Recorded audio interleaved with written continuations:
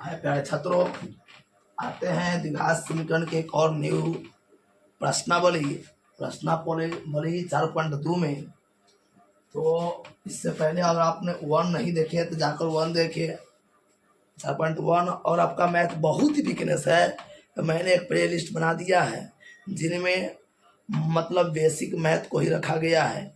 वो 8-10 वीडियो है, आप उसको देख लेते हैं तो आपको फिर मैथ में दिक्कत नहीं होगी। तो आइए बिना समय गवाए आते हैं पाठ की ओर। यहाँ का गुणनखंड विधि से निम्न द्विघात समीकरण का मूल ज्ञात करें। बहु विधि चुनाकर गुणनखंड विधि से मूल ज्ञात करना है। तो देखिए, गुणनखंड विधि से बनाने के लिए इसको और इसको गुणा करते हैं। देखो आपको सिंपल क्या बताते हैं बाबू कि x square minus 3x minus 10 है। तो आप अंश गुना कीजिए, यहाँ 1 न है तो 1 और यहाँ 10 होगा। तो 10 को बांटिए 2 भागों में, 5 और 2 7 नहीं चाहिए, मतलब गुना करने के बाद आप इसको 2 भाग में बांटिएगा। बांटने पर ध्यान दीजिएगा कि ऐसे बांटे कि जोड़े चाहे घटाए, मतलब किसी एक क्रिया पर जोड़ने पर चाहे घटाने पर पिछड़ा होना चाहिए। जोड़े या घटाए तो 3x होना चाहिए। तो आइए, हमने 5 में से 2 घटाएंगे तो 3 आएगा। अब हमें -3 चाहिए, तो इसके लिए जरूरी है कि कम में से ज्यादा घटे। तो 2x माइनस 5x। ये बच्चा गलती नहीं करता हो, ध्यान दीजिएगा कि अक्सर क्या करता है, आपको जो चाहिए वो बड़ा चिन्ह छोड़िए। बड़ा जो 5 था इसलिए उसको माइनस बराबर 0। इन दोनों में क्या मिल रहा है, x common, x square 2x हुआ, 2x यानी x एगो है, x प्लस 2 माइनस, ये दोनों में ना कुछ मिल रहा है तो 5 से कम 5 और 5 दूना 10 है, इसलिए 5 कॉमन किए तो x minus 2, sorry minus common तो प्लस 2 बराबर 0। अब देखिए ये और ये बराबर है, इसीलिए x प्लस 2 एंड हो जाएगा x माइनस 5 बराबर 0, यानी x प्लस 2 इतना बराबर 0 और फिर x माइनस 5 बराबर 0। x बराबर 0 माइनस 2, x बराबर हो गया माइनस 2 एंड x बराबर 0 प्लस 5 यानी x बराबर हो गया 5। तो हमको जो वैल्यू निकला -2 और 5। अब आ गया तो बाबू इधर फिर यहाँ देखिए 2 गुना करेंगे तो 2 छक 12। अब 12 को ऐसे 2 भाग में बांटना है जैसे 12 होगा कि जोड़ने घटाने पर 1 आ गया, यानी जोड़ या घटाव क्रिया पर 1। तो 2 से 6 6 2 8 नहीं होगा, घटाएंगे तो 4, अरे 6 में से 2 जाएगा तो 4 और जोड़ेंगे तो 6 2 8 नहीं हुआ। तो 2 से 3, 4 और 3 7 और 4 में से 3 जाएगा तो 1 आगे। 2x स्क्वायर प्लस में है इसलिए प्लस 4x और माइनस 3x। गौर कीजिएगा, आपको जो चिन्ह चाहिए, आप जो चिन्ह है ना वो बड़ी संख्या को चिन्ह दीजिएगा। -6 बराबर 0। इन दोनों में देखिए क्या मिलना है, ये मिल रहा है 2 x स्क्वायर x मिल रहा है, तो हो गया x प्लस 2। अब इसमें बात है 3 मिल रहा है, 3 कॉमन किए तो x माइनस कॉमन तो हो गया प्लस 2 बराबर 0। अब देखिए ई और ई बराबर है, इसीलिए x प्लस 2 एंड हो गया 2x माइनस 3 बराबर 0, यानी x प्लस 2 बराबर 0 और 2x माइनस 3 बराबर 0।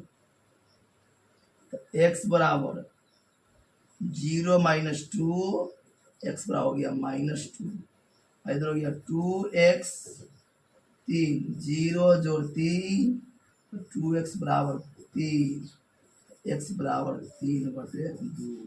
अतः जो मूल हुआ वह -2 और 3/2 हुआ। यह गुणनखंड विधि से मूल्य निकला। अगली प्रश्न है कि इसको निकालना है गुणनखंड विधि से मूल। देखिए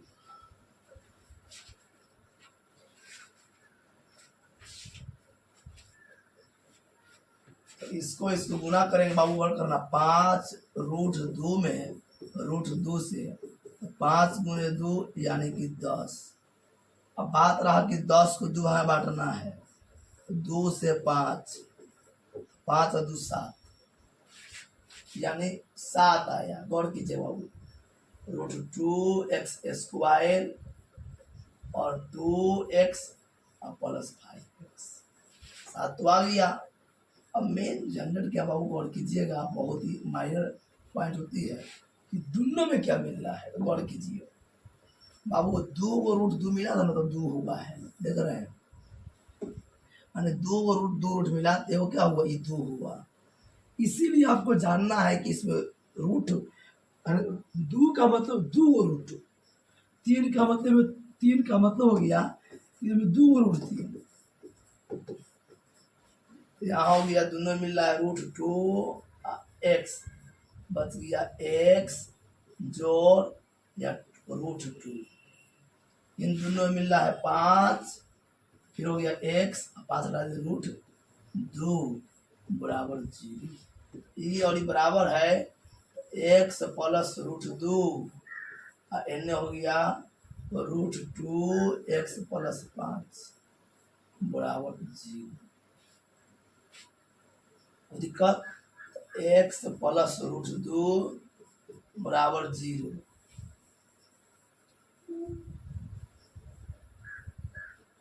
और √2x प्लस 5 बराबर 0। x बराबर 0 माइनस √2, x बराबर माइनस √2, या √2x बराबर 0 माइनस 5, √2x बराबर माइनस 5। अभी गुना में जाएगा भाग में, -5/√2। अतः जो x के वैल्यू है बाबू -√2 और 5/√2 यह वैल्यू हुआ, यानी मूल हुआ। अब एक प्रश्न और है, गौर कीजिएगा। आइए इसको बेहतर के नीचे हम 1 लिए और 1 लिए, बेहतर हो बाबू। लघुत्तम हो गया 8। अब 1 से भाग के 8 दूना 16x² माइनस 8x प्लस 1 बराबर 0। 16x² माइनस 8x 1 बराबर 0 गुने 8। 16x² माइनस 8x 1 बराबर 0। अब बाबू इसको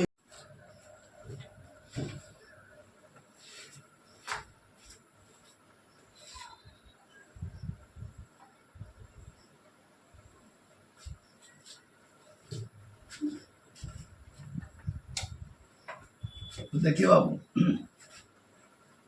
यहाँ है, इसको इससे गुना करेंगे तो 16 को 2 से 8, फिर 2 से 4, 4 4 8 हो जाएगा। तो 16x² माइनस 4x प्लस 1 बराबर 0। इससे मिल रहा है 4x माइनस 1, और इसमें कुछ नहीं मिल रहा है तो ऐसी परिस्थिति में 1 मानेंगे, 1 बराबर 0। दोनों बराबर है, इसीलिए 4x माइनस 1 और यहाँ हो जाएगा 4x माइनस 1 बराबर 0। 4x माइनस 1 बराबर 0 और 4x माइनस 1 बराबर 0। 4x बराबर 0 जो 1, 4x बराबर 1, x बराबर 1/4। यहाँ 4x बराबर 0 जो 1, 4x बराबर 1, x बराबर 1/4। यह हुआ इसका वैल्यू। आगे आते हैं, एक और है, गौर कीजिएगा। 100 और 1 के गुना किए तो 100। अब 100 को बांटना है 2 भागों में, जहाँ 20 लाना है हमको, तो 2 से भाग किए तो 50 और 52 हो जाएगा। 2 से 25 4 29 हो जाएगा। 5 से 5 और 5 से 5 ना कीजिए 10 और 10 20 होगा। 10 में 10 से गुना तो 100, इसीलिए 100x² minus 10x minus 10x plus 1 बराबर 0। इन दोनों में मिल रहा है 10x और ना कुछ हो तो 1, इसमें हो गया 1 10x माइनस 1 बराबर 0, दोनों बराबर है। 10x माइनस 1 हुआ एंड हो गया 10x माइनस 1 बराबर 0। 10x माइनस 1 बराबर 0 और 10x माइनस 1 बराबर 0। 10x माइनस में गया प्लस में, 10x बराबर 1 हुआ, x बराबर 1/10। 10x 0 1, 10x बराबर हो गया 1, x बराबर 1/10 और यह हुआ आपका मूल्य। अब आते हैं का ऐसी दो संख्याएं ज्ञात कीजिए जिनका योग 27 हो और गुणनफल 182 हो। मतलब गौर कीजिए बाबू, ऐसी दो संख्या ज्ञात करना है जिनका योग तो 27 हो और गुणनफल 182 हो।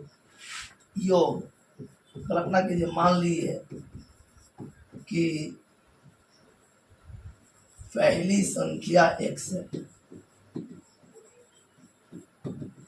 इससे आप एक बात समझिए कि दो व्यक्ति है और दोनों पैसा जमा किया, दोनों के मिला के 27 हुआ।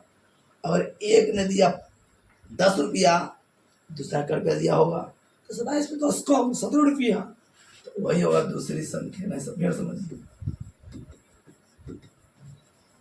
जैसे मान लीजिए दो व्यक्ति है ए और बी, ये दोनों मिल के जमा करता है 27 रुपया और हमें मालूम हो गया कि ए ने दिया था 10 रुपया, तो बी कैसे मालूम चलेगा? तब बी कहेंगे ना कि 27 में 10 घटा दीजिए, जो बचा वो बी का है, यानी 17 बी का है। इस 17 आखिर आया कैसे? 27 माइनस 10 से। तो उसी प्रकार लिखेंगे 27 माइनस x। तो दिक्कत अब का दोनों का गुणनफल 182 है, यानी प्रश्न से x इंटू 27 माइनस x, दोनों का योग 182। तो x 27x और x² बराबर 182। सारा जाएगा उस पार, बच गया 0 बराबर 182 माइनस 27x प्लस 182। जब इसको हम सजाते हैं तो x² माइनस 27x प्लस 182 बराबर 0। अब इसको क्या करेंगे बाबू कि हम यानी कि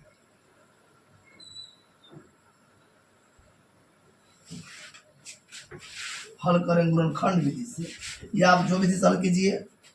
x² माइनस 27x प्लस 182 है, फर्स्ट एंड लास्ट गुना 182 रहेगा। 182 गुणनखंड कीजिए, 2 से 9 1, 7 से 13 हो गया, 14 और 13 27 हो जाएगा।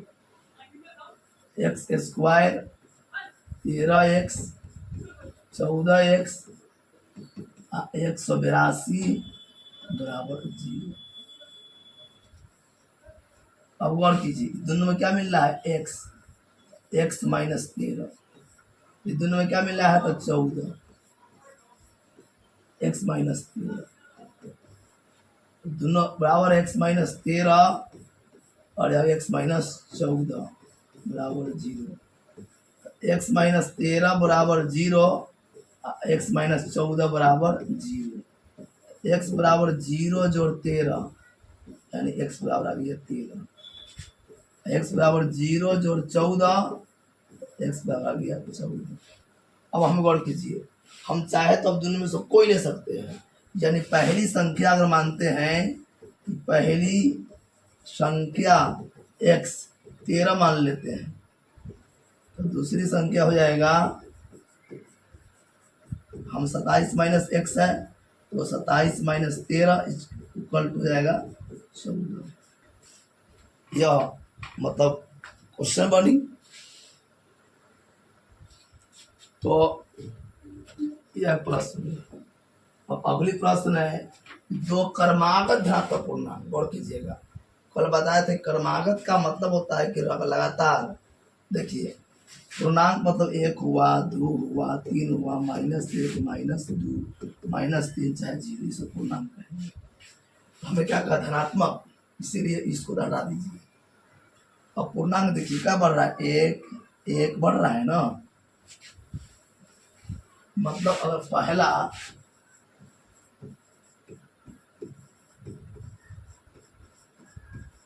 कर्मागत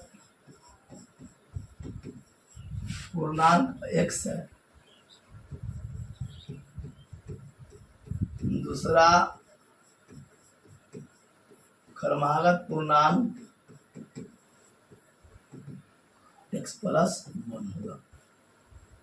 अब का जिनके वर्गों का योग और इसका वर्ग करते हैं, प्रश्न करा बाबू, वर्गों का योग x² + x + 1 के वर्ग बराबर 365। वर्गों का योग 365 है।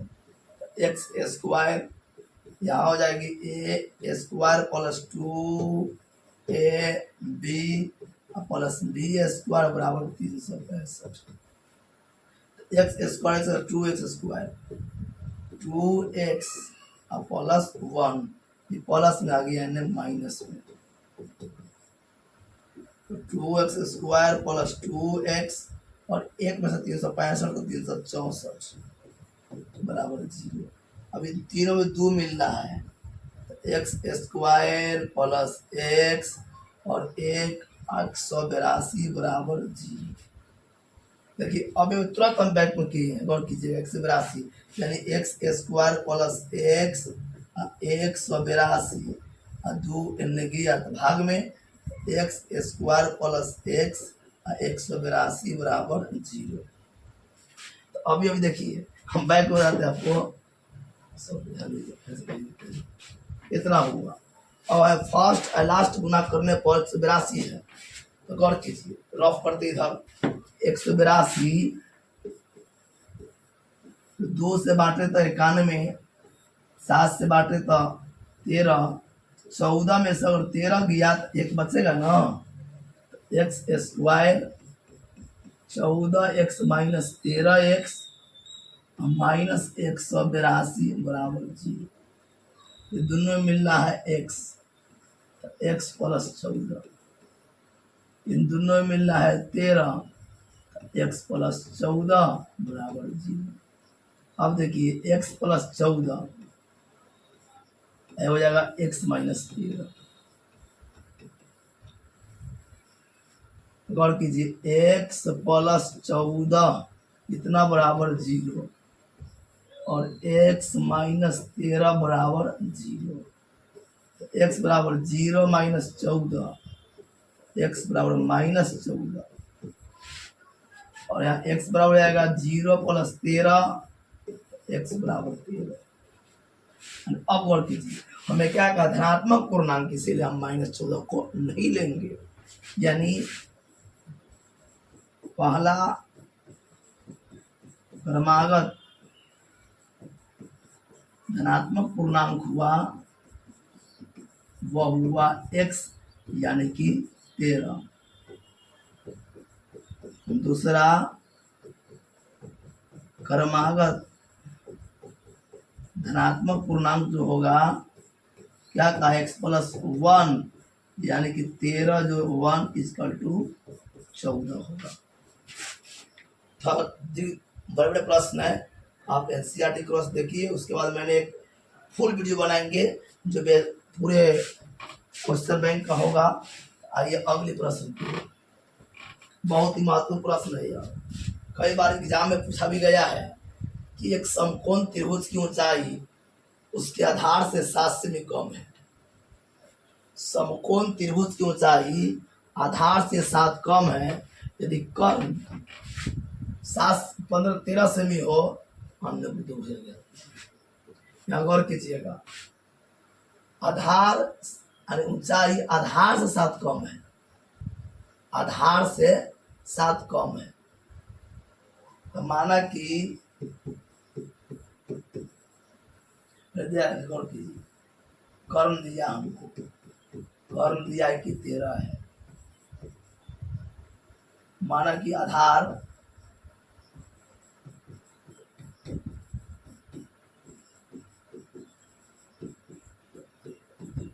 x,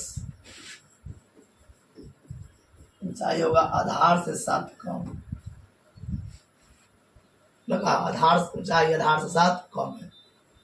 अब गौर कीजिए, समकोण जो त्रिभुज होती है उसमें एक ही संबंध, समकोण त्रिभुज में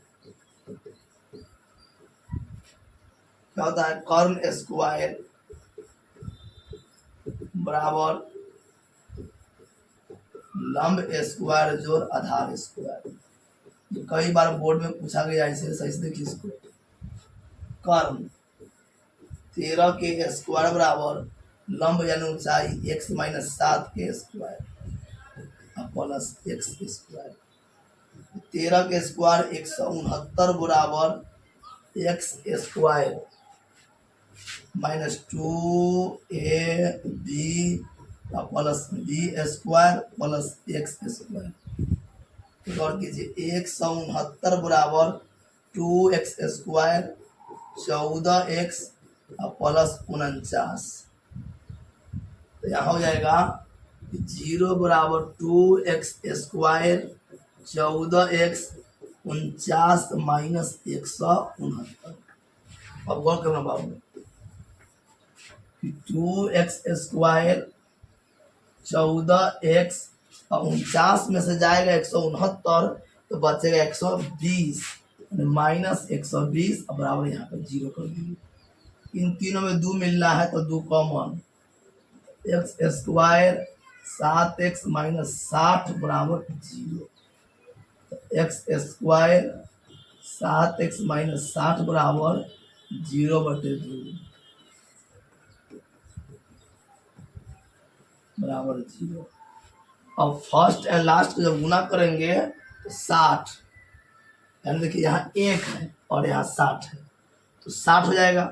अब 60 को बांटना है 2 भागों में, जिससे हमको 7 मिले। 2 से 30, 30 और 2 32, घटा के चेक करेंगे तो 28। 2 से 15, 15 में से 2 दूना 4, 11 और जोड़ेंगे तक 19।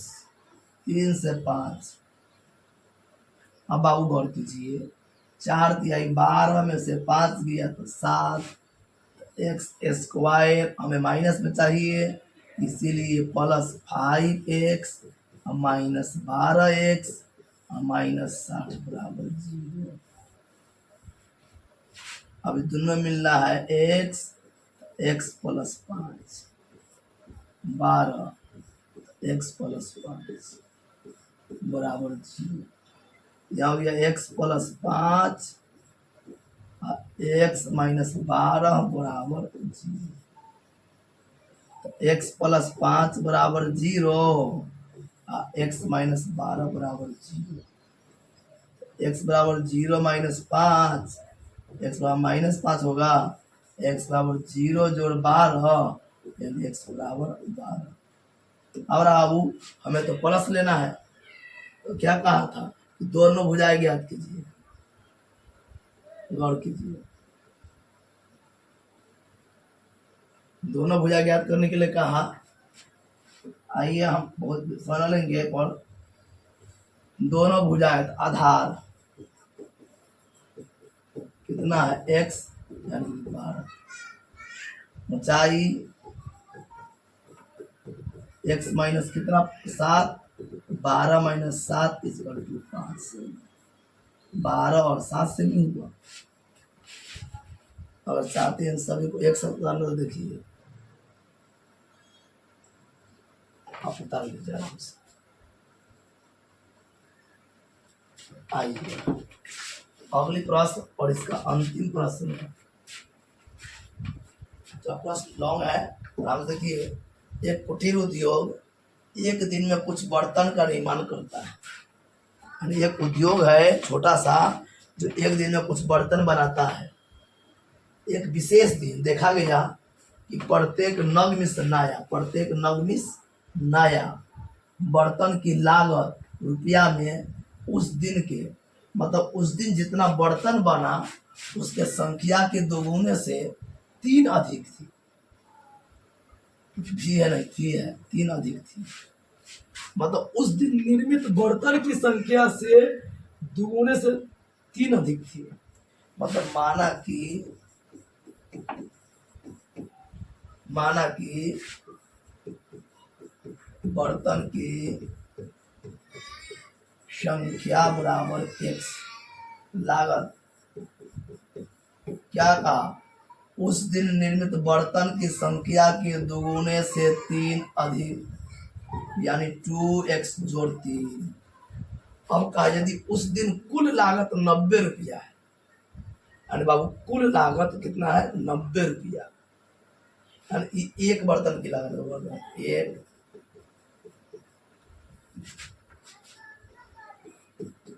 एक बर्तन की लागत। अब गौर कीजिए यहाँ क्या हो जाएगा कि x इंटू 2x प्लस 3, जब दोनों को गुना करेंगे तो कितना आएगा किताब मुताबिक 90। क्योंकि संख्या और रुपया से गुना करें तो फुल निकल जाता रुपया। जैसे मान जाइए 5 रुपये कलम आप 10 लिए हैं तो क्या लागत होगा, तो 5 गुने 10 50 रुपया। यहाँ हो गया 2x स्क्वायर प्लस 3x बराबर 90। 2x square plus 3x minus 90 बराबर 0। अब इसको गुना करेंगे तो 90 90 180 हो जाएगा, 90 दूना 180। अब 180 को हमको 2 भाग में बांटना है, 2 से 90 नहीं, 2 से 45, अभी और 3 चाहिए, 3 से 15, यह हो गया 12 में से 15 गया तो 3 आएगा। तो यहाँ होगी बाबू 2x square 15x 12x minus 90। गौर कीजिए दोनों में क्या मिल रहा है, तो x 2x प्लस 15, दोनों में क्या मिल रहा है बाबू, तो माइनस मिल रहा है 6, 2x प्लस 15 बराबर 0 है। तो 2x प्लस 15 एक हो गया x माइनस 6 बराबर 0। 2x 15 बराबर 0, x माइनस 6 बराबर 0। तो 2x प्लस 15 है, प्लस बन गया माइनस 0 माइनस 15, 2x बराबर माइनस 15, x बराबर माइनस 15 बटे 2, x बराबर 0 जो 6, x बराबर 6। और माइनस तो रहता नहीं है, हमको निकालना है क्या, प्रत्येक बर्तन की लागत निकालना है बाबू, प्रत्येक नए बर्तन की लागत। गौर कीजिए हम जो लागत निकाले क्या है, और प्रत्येक बर्तन की लागत हम देख रहे हैं कि 2x प्लस 3 है, 2 गुने 6 प्लस 3 यानी 12 प्लस 3 इक्वल टू 15, यानी प्रत्येक नए बर्तन की लागत होगा 15 रुपया। तो इस तरह से हमने इस पाठ को पूरा कवर किए। पुनः अगर आप लोग अंत तक बने हुए तो बहुत धन्यवाद। अपने दोस्तों के साथ मिले और शेयर कीजिए। पुनः मिलते हैं एक नए वीडियो के साथ। धन्यवाद।